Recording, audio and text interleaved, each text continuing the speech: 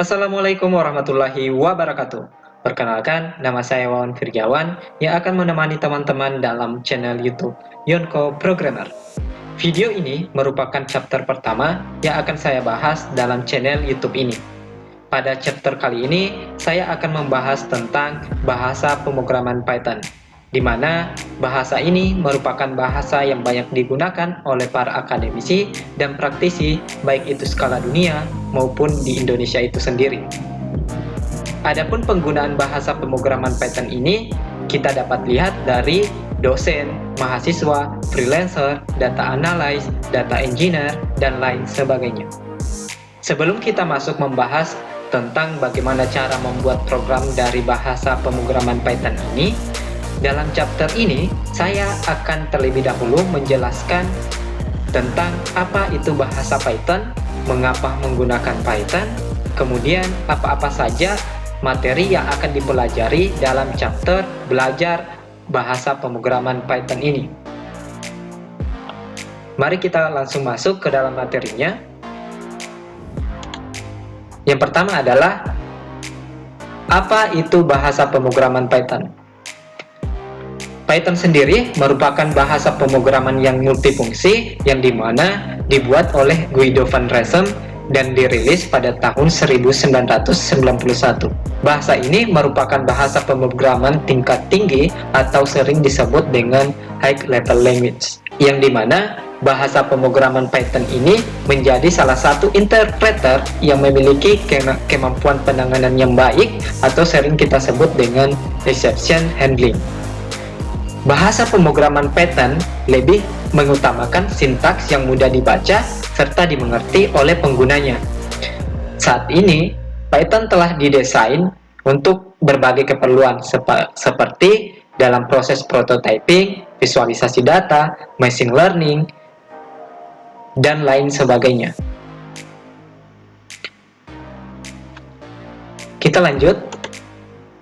Mengapa menggunakan Python? Apa alasan saya mengapa saya merekomendasikan kepada teman-teman untuk menggunakan Python? Yang pertama adalah karena bahasa pemrograman ini merupakan bahasa pemrograman terpopuler yang banyak digunakan oleh para programmer. Sehingga saya merekomendasikan kepada teman-teman ketika baru ingin belajar bahasa pemrograman atau ngoding, saya merekomendasikan Python sebagai bahasa yang pertama digunakan untuk proses belajar. Hal ini juga akan sangat membantu teman-teman dalam belajar bahasa pemrograman. Dengan Python yang menjadi bahasa terpopuler ini, maka teman-teman tak usah khawatir jika menemukan kesalahan-kesalahan mulai dari proses instalasinya sampai pada penulisan programnya, di mana bahasa pemrograman ini telah banyak disediakan referensi serta tutorialnya. Yang kedua adalah bahasa pemrograman Python ini mudah untuk dimengerti. Kenapa saya mengatakan bahwa bahasa pemrograman ini mudah dimengerti? Di mana Python ini sudah menggunakan bahasa tingkat tinggi mendekati bahasa keseharian manusia atau sering kita sebut dengan high level language di dalam bahasa pemrograman.